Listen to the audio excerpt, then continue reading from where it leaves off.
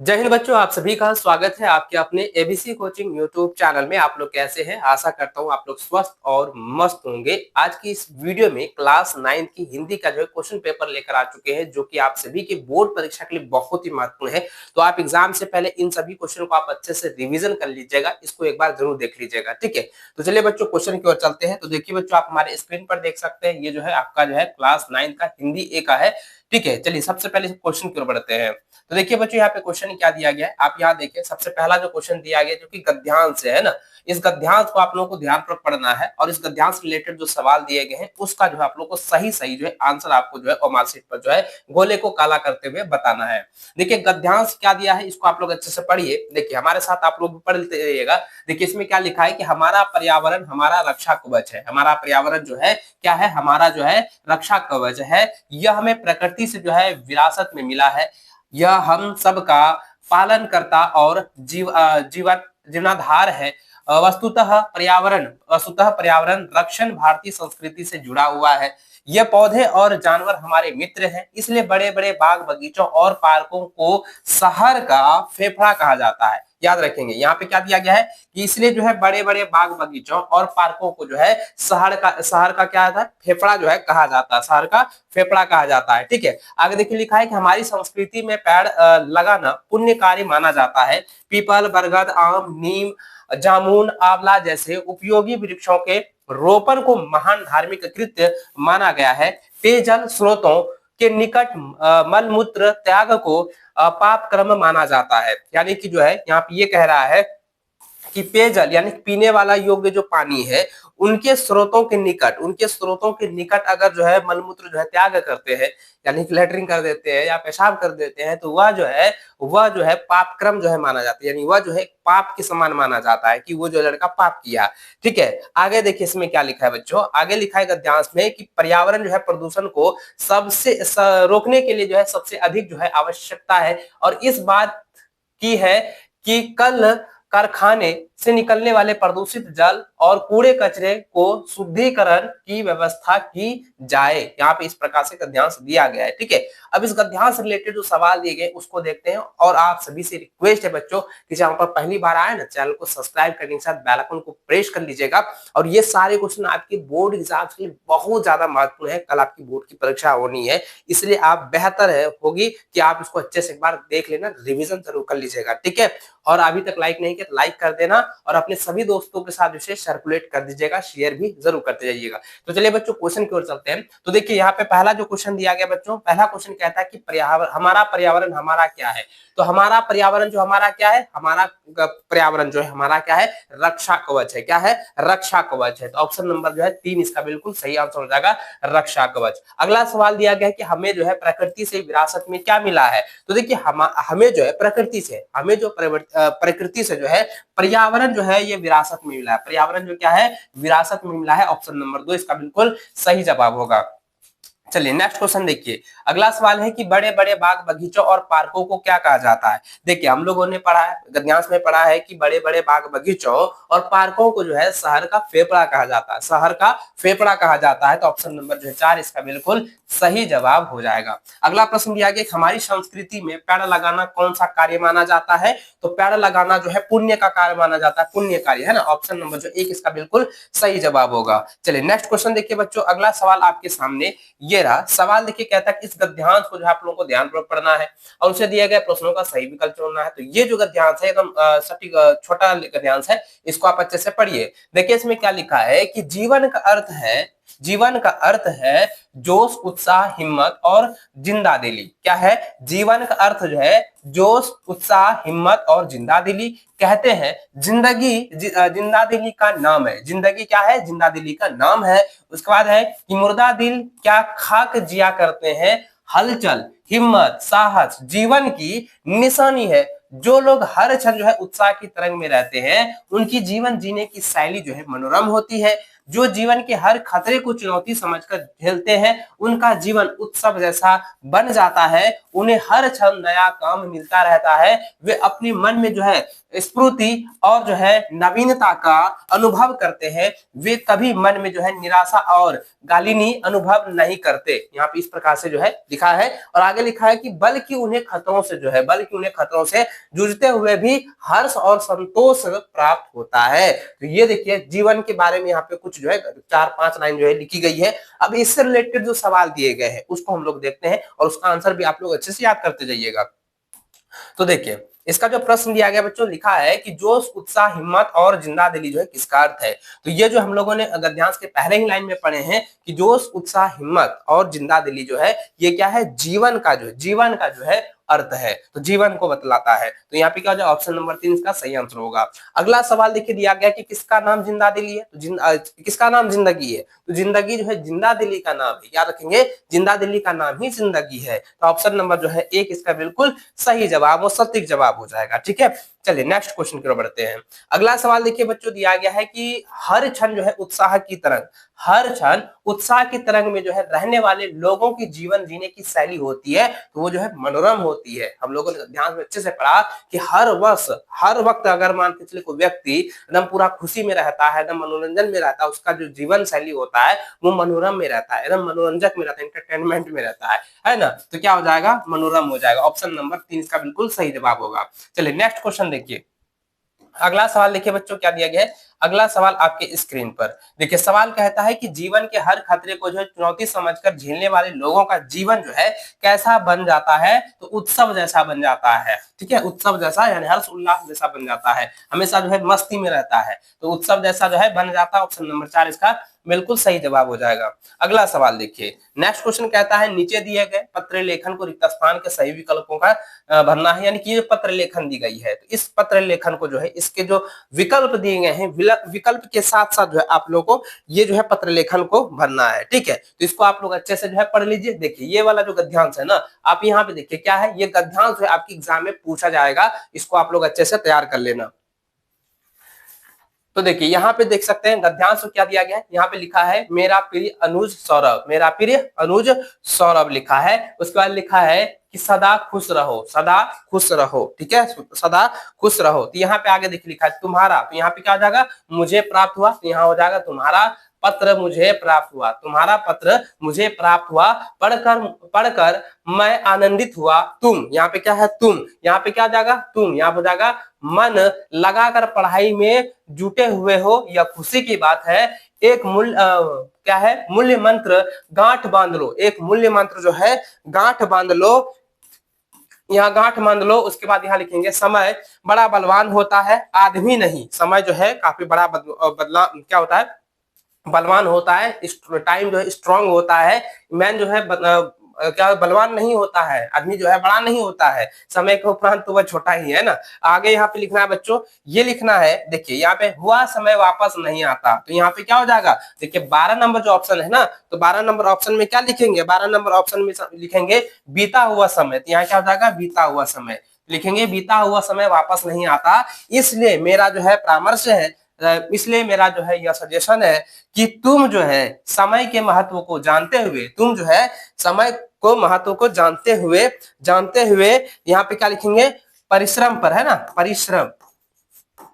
परिश्रम पर बल देते हुए अपनी जो है पढ़ाई पर ध्यान दो। माता पिता सभी की ओर से तुम्हें जो है आशीर्वाद एवं शुभकामनाएं। इस प्रकार से हमने जो है इस लेटर को जो है कंप्लीट कर लिया है। चलिए अब यहाँ आगे बढ़ते हैं। आगे देखिए बच्चों इसमें आगे क्या लिखा है, आगे देखिए लिखा है तुम्हारा भैया केशव, है ना। तो आप यहाँ देखिए ये जो है ना, ये ऑप्शन है। ऑप्शन तो मैं डायरेक्ट वहां पे ही बता दिया हूँ लेटर में ही। चलिए इसको छोड़ देते हैं, आगे बढ़ते हैं। अब आगे देखिए बच्चों ये जो है ना आपकी पाठ्य पुस्तक से दी गई है। तो कहता है कि निम्नलिखित जो है प्रश्नों के सही विकल्प को चयन करें, यानी चुनना है। तो देखिए यहाँ पे पहला जो प्रश्न दी गई है ना, कहता है कि गायक का सही स्त्रीलिंग क्या होता है। तो गायक तो होते नर और इसका मादा, यानी कि स्त्रीलिंग पूछा गया। गायक कौन होगा, पुल्लिंग हो जाएगा, और गायिका हो जाएगा स्त्रीलिंग। तो गायिका कौन सा हो जाएगा, ऑप्शन नंबर 3 हो जाएगा गायिका, ऑप्शन नंबर 3। अब देखिए यहाँ पे गायिकी है, यहाँ पे देखिए गायकी है और यहाँ पे गायकी है, लेकिन यहाँ पे गाय तो गाय का स्त्रीलिंग क्या होता है, गायिका होती है। तो ऑप्शन नंबर जो है 3 इसका बिल्कुल सही जवाब और सटीक जवाब हो जाएगा। अगला सवाल देखिए बच्चों, दिया गया कठिनाई का सही बहुवचन होगा। तो कठिनाई का होता है कठिनाइयां, है ना, कठिनाई का कठिनाइयां। तो अब यहाँ पे उच्चारण को समझिए, उच्चारण कठिनाइयां, तो इया हो जाएगा, इया कौन सा हो जाएगा, ये वाला, है ना, यहाँ कौन सा हो जाएगा, देखिए क्या कह रहा है, कठिनाइयां। तो कठिनाइयां, तो ई दीर्घई लग रहा है, यहाँ पे दीर्घई है, लेकिन दीर्घई नहीं लगेगा, तो ऑप्शन नंबर यहाँ पे जाएगा ऑप्शन, क्योंकि ये दीर्घई नहीं होगा। कठिनाइयां पूछा गया है, कठिनाइयां नहीं, कठिनाइयां। तो यहाँ पे उच्चारण ज्यादा जोर दे रहा है, तो इसका इसका सही आंसर ये ऑप्शन नंबर 1 ही हो जाएगा। ठीक है, चलिए आगे बढ़ते हैं।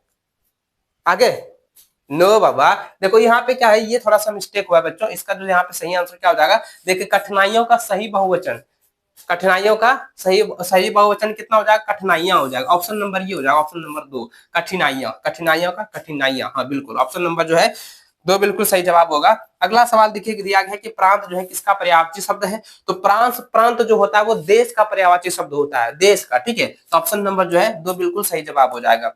चलिए अगला सवाल देखिए बच्चों, अगला प्रश्न आपके सामने ये रहा। सवाल देखिए कह रहा है कि मनुष्य एक, उसका रिक्त स्थान है प्राणी, समाज का विशेष बनाकर जो है विशेषण बनाकर रिक्त स्थान को भरिए। तो यानी कि समाज है ना, समाज, समाज का विशेषण क्या हो जाएगा, तो समाज का विशेषण हो जाएगा सामाजिक, क्या हो जाएगा, सामाजिक हो जाएगा, है ना। तो सामाजिक तो लिखेंगे सामाजिक हो जाएगा, सामाजिक। तो यहाँ क्या हो जाएगा, मनुष्य एक जो है सामाजिक, तो यहाँ क्या हो जाएगा, सामाजिक, ये हो जाएगा सामाजिक। तो यहाँ ऑप्शन नंबर 3 इसका बिल्कुल सही जवाब होगा। चलिए अगला सवाल कहता है कि भारत का सही विशेषण क्या होगा। तो भारत का सही विशेषण हो जाएगा भारतीय, भारतीय। तो भारतीय कहाँ है, ऑप्शन नंबर 3, ऑप्शन नंबर 3 इसका बिल्कुल सही जवाब होगा। अगला सवाल है कि सोहन मेला घूमने गया और सामान खरीद कर लाया, यह कौन वाक्य है। तो यह जो है सोहन मेला घूमने गया, सोहन क्या है, मेला घूमने गया। यहाँ पे समझिएगा बहुत इंपॉर्टेंट है, सोहन क्या है, मेला घूमने गया है। ठीक है, सोहन मेला घूमने गया और सामान खरीदा, 2 वाक्य को जो है ये संयुक्त कर रही है, जोड़ रही है। तो यहाँ पे क्या हो जाएगा, ये संयुक्त वाक्य होगा। ठीक ना, तो ऑप्शन नंबर जो 3 इसका बिल्कुल सही जवाब हो जाएगा। चलिए अगला प्रश्न की ओर बढ़ते हैं। अगला सवाल देखिए बच्चों, दिया गया है, कहता है निम्न में से जो है सरल वाक्य का उदाहरण कौन है। तो सरल वाक्य पूछा गया है, तो यहाँ वजह शाम हुई और तारे निकल गए, तो ये एकदम सरल वाक्य होगा। ठीक है, ऑप्शन नंबर जो है 2 इसका बिल्कुल सही जवाब हो जाएगा। ठीक है, चलिए आगे बढ़े। अगला प्रश्न देखिए, दिया गया है कि सकार का सही विलोम होगा। तो सकार का सही विलोम क्या होता है, सकार का उल्टा होता है निराकार, सकार का उल्टा यानी विलोम शब्द क्या होता है, निराकार होता है। तो निराकार ऑप्शन नंबर 3, ऑप्शन नंबर 3 इसका बिल्कुल सही जवाब होगा। चलिए नेक्स्ट क्वेश्चन देखिए। अगला सवाल दिया गया है कि चीर चीर का सही अर्थ क्या होगा। तो चीर चीर का, तो चौमहर्षी करो चीर का मतलब होता है पुराना, चौमदृघी करो चीर का मतलब होता है कपड़ा। तो देखिए चीर का मतलब पुराना और चीर का मतलब होगा कपड़ा, तो भाई पुराना कपड़ा, ऑप्शन नंबर जो है 2 बिल्कुल सही जवाब हो जाएगा। अगला सवाल है बच्चों, दिया गया कि आग बबूला होना, आग बबूला होना मुहावरे का सही अर्थ क्या होता है। आग बबूला होना का मतलब हो गया क्रोधित होना, गुस्सा होना, तो भाई क्रोधित होना, तो ऑप्शन नंबर जो है 3 बिल्कुल सही जवाब होगा। अगला सवाल दिया गया है कि गिरगिट की तरह जो है बदलना, मुहावरे के रिक्त स्थान को सही शब्दों से भरे। तो गिरगिट की तरह जो है रंग बदलना, तो यहाँ क्या हो जाएगा, रंग, रंग बदलना मुहावरे का सही अर्थ होगा। तो यहाँ पे रंग, ऑप्शन नंबर जो 1 इसका बिल्कुल सही जवाब होगा। चलिए नेक्स्ट क्वेश्चन देखिए। अगला सवाल देखिए बच्चों, दिया गया नीचे लिखे प्रश्नों के उत्तर के लिए सही विकल्प का चयन कीजिए। तो यहाँ पे देखिए आपकी बुक से ली गई है, और यहाँ पे जो बुक से जो लिया गया ना, इसको क्वेश्चन को आप अच्छे से कर लीजिएगा। 2 बैलों की कथा से तो आपके एग्जाम में 100% सवाल पूछते हैं, इसको आप लोग अच्छे से कर लेना। देखिए दिया गया है कि 2 बैलों की एक बार किस जानवर से भिड़ंत हुई। 2 बैलों की कथा यानी कि जो आप लोग पढ़े होंगे हीरा और मोती, है ना, हीरा मोती की जो भिड़ंत हुई है, जो लड़ाई हुई थी, वो किस जानवर से हुआ था, तो सांड से हुआ था। याद रखेंगे किससे, सांड से हुआ था। तो ऑप्शन नंबर जो है 4 बिल्कुल सही जवाब होगा। अगला सवाल है कि राहुल सांस्कृत्यानंद के तिब्बत की यात्रा, देखिए तिब्बत की यात्रा पाठ से ली गई है। राहुल सांस्कृत्यानंद ये जो है लेखक है, ने जो है तिब्बत की यात्रा किस वेश में की थी। तो ये जो है भिकमंगे के वेश में जो उन्होंने जो है पूरी तरह से यात्रा जो है किया था, यानी कि भिकमंगे की वेश में। कहाँ है, तो ऑप्शन नंबर 2 भिकमंगे की छंदम वेश में, है ना, भिकमंगे की छंदम वेश में, ऑप्शन नंबर 2 बिल्कुल सही जवाब होगा। अगला सवाल बच्चों देखिए दिया गया है, सवाल कहता है कि धीरे धीरे सब कुछ बदल रहा है। यह पंक्ति जो है किस पाठ से ली गई है। तो ये जो है धीरे धीरे सब कुछ बदल रहा है, यह जो है उपभोक्ता की संस्कृति पाठ से ली गई है। किससे, उपभोक्ता की संस्कृति पाठ से ली गई है। तो ऑप्शन नंबर जो है आपका 1 बिल्कुल सही और सटीक जवाब हो जाएगा। ठीक है, चलिए नेक्स्ट क्वेश्चन की ओर बढ़ते हैं। आगे बढ़ते हैं, अगले प्रश्न की ओर बढ़ते हैं। देखिए अगला सवाल दिया है, गुरुदेव जो है कुछ दिनों के लिए जो है शांति निकेतन छोड़कर कहाँ चले गए? तो शांति निकेतन छोड़कर कहाँ चले गए थे भाई? कई बार मैंने बताया था भक्ति निकेतन के लिए, है ना, भक्ति निकेतन। ऑप्शन नंबर जो है 2 बिल्कुल सही जवाब हो जाएगा, भक्ति निकेतन के लिए चले गए थे। ऑप्शन नंबर 2 इसका सही जवाब होगा। अगला सवाल है बच्चों, कहता है कि अतीत के चलचित्र किनकी जो है गद्य रचना है? तो देखिए चलचित्र याद रखेंगे, अतीत के चलचित्र पूछे गए हैं,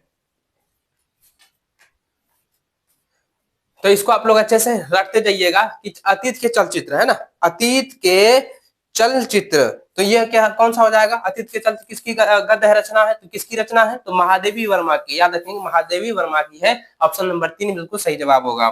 चलिए अगला सवाल देखिए, नेक्स्ट क्वेश्चन देखिए बच्चों, दिया गया है, कहता है कि सलीम अली के जो है एयर गन से कौन चिड़िया घायल होकर गिरी थी? देखिए सलीम अली की एयर गन से जो है कौन सी चिड़िया जो है घायल होकर गिरी थी? गोरैया, याद रखेंगे गोरैया। कहाँ है गोरैया? तो ऑप्शन नंबर 1 इसका बिल्कुल सही जवाब होगा।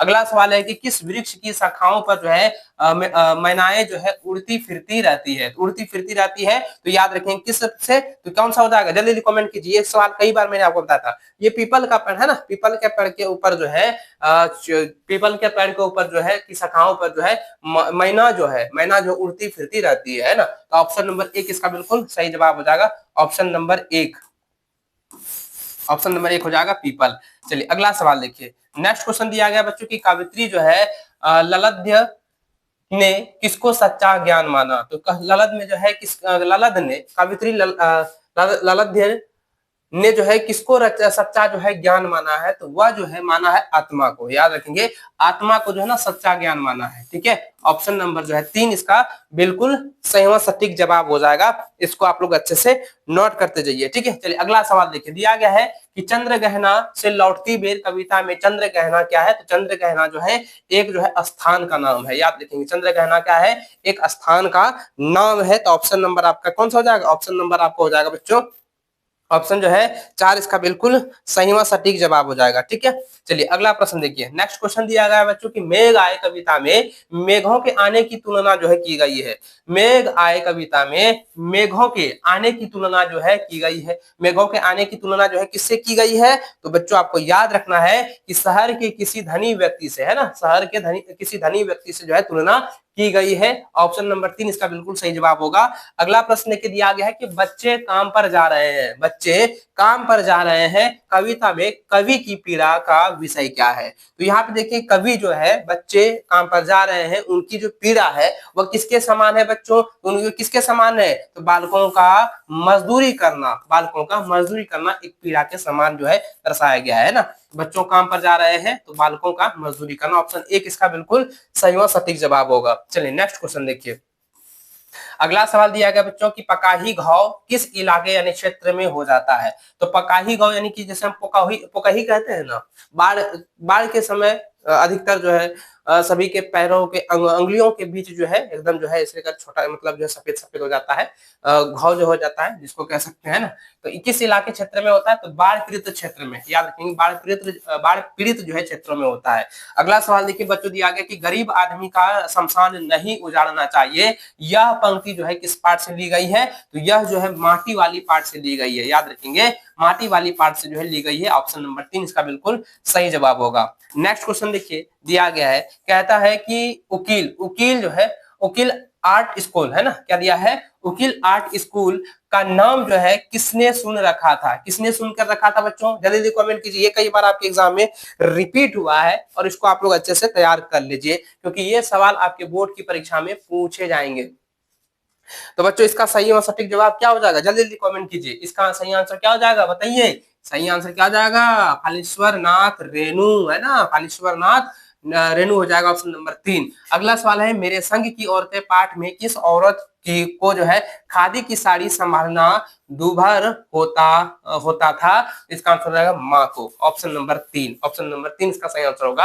अगला सवाल देखिए बच्चों दिया गया है, कहता है कि रीढ़ की हड्डी एकांकी में विवाह योग्य कन्या का नाम क्या था? विवाह योग्य कन्या का नाम था उमा, ऑप्शन नंबर 1 जो इसका बिल्कुल सही व सटीक जवाब हो जाएगा। तो ये सारे क्वेश्चन जो है आपके लिए बहुत ज्यादा महत्वपूर्ण रखता है और एग्जाम से पहले इसको आप लोग अच्छे से जो है रिवीजन कर लेना मेरे प्यारे बच्चों, क्योंकि ये सारे क्वेश्चन में से बहुत सारे क्वेश्चन जो है एकदम ए टू जेड जो है क्वेश्चन भिड़ने वाला है। तो इसको आप लोग तैयार कर लेना, और जितना भी मैंने आपको जो है हिंदी के, अंग्रेजी के, सोशल साइंस के, साइंस के, मैथ के जितना भी मैंने बताया है, आप जो है प्लेलिस्ट पर जाकर उसको देख लेना, और नहीं होता तो आप जो है वीडियो सेशन में ही आप लोग उसको चेकआउट कर लीजिएगा, उसको आप लोग अच्छे से रिवीजन कर लीजिएगा। ये सारे क्वेश्चन 100% आप लोगों का लड़ने वाला है, भिड़ने वाला है। ठीक है, तो चलिए बच्चों, आज इसकी वीडियो को अपने सभी दोस्तों के साथ शेयर कर देना। नए चैनल को सब्सक्राइब करने के साथ बेल आइकन को प्रेस कर लीजिए। मिलते हैं नेक्स्ट वीडियो में, तब तक जय हिंद, वंदे मातरम।